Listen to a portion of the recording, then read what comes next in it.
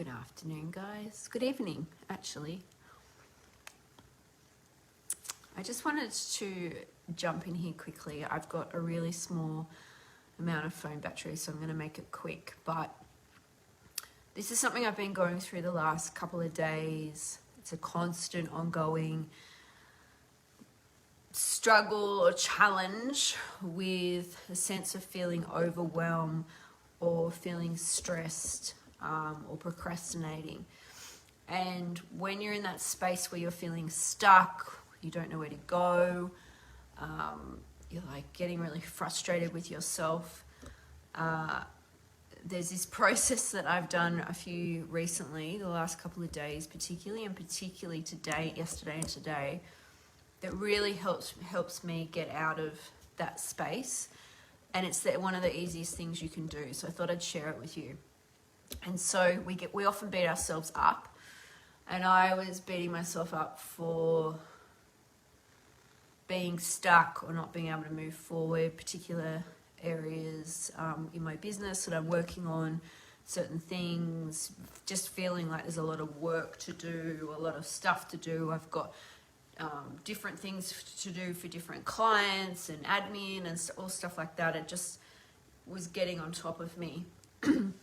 And what I actually did was I connected to part of myself from about 10 years ago who was also struggling with trying to keep up and trying to get ahead. And when I connected to that part, I showed that part of me, that version of myself from like 8-9 years ago, where I am now, and looked at it through their eyes, and I had immense gratitude for where I am. And so the quickest way out of overwhelm and stress, and when we're in a place where we can't make a decision, is to have gratitude. And I never got this. I never really understood this until probably on a deeper somatic level, probably until the last couple of years, where I'm like, okay, if I can show the younger versions of myself, so dropping back into a time where you felt really frustrated or struggled, or where you were actually not as progressed as where you are now, and just closing in and dropping in, closing your eyes, dropping into your body, and imagine that version of yourself standing in front of you and showing them where you are now. And there will be areas of your life, even if you've got areas of frustration, how far you've progressed. And I did this with a client today where she was feeling really stuck. She's living with her mother, and there's certain areas of her life that she's frustrated with, like career and where it is at the moment. She wants it to be different. And I was like, okay, what version of yourself can you show where you are now? And she's like, oh, after I just went through this big breakup. And I'm like, okay, can we do that? And she then started to have real gratitude. And so what happens is when we have real gratitude for where we are and for even the challenge, because I'm like, if you showed that version of you the problems that you're complaining about now, you'd be like, oh my God, are you serious? It's like, that's so much better than where I am right now, right? And so having some gratitude and recognition for that part and how hard that part worked. This is shadow work. This is a lot of what I do. And that part of us can then be like, okay, because we forget how far we've come, and we forget the progress and how much the needle has actually moved, and all the little incremental steps that we've done each and every day, every week, every month, to move. And we forget, and then we judge the shit out of ourselves and make ourselves wrong for where we are. And I was complaining about a bigger problem that probably 2 years ago I wish I would have had. So I just put myself in shoes from many years ago and went, okay, I can see the gratitude from my 2 years ago or 3 years ago or 10 years ago. I went, oh my goodness. So I've come a long way. And just having that gratitude for the journey and the progress and the expansion that has happened, And even if there's areas in your life you're like, oh my God, at the moment there's such a struggle, there'll be other areas in your life where you've come a long way, and can you have gratitude for where you are, the learnings that have come from that. And that is the biggest way to take you out of like overwhelm. It's gratitude.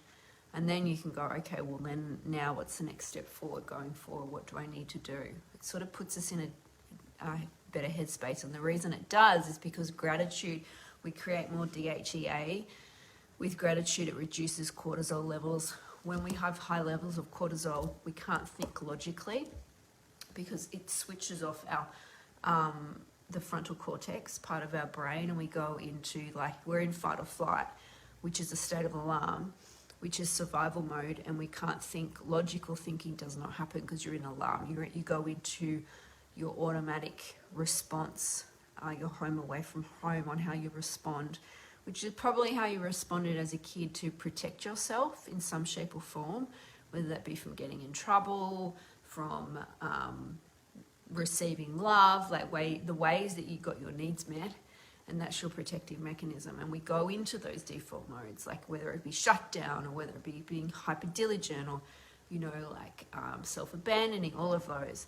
And so we go into these modes and we don't think. So when we can actually have gratitude, we can get ourselves out of that, or get ourselves into a more relaxed, safe state because we're feeling grateful, and the hormonal and the nervous system reaction that happens as a result.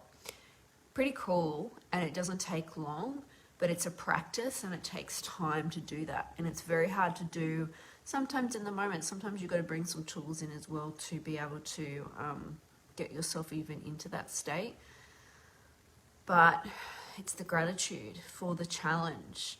And the thing that I've found to be the most effective is that younger part, another version of you looking at where you are now, and there'll be gratitude for that.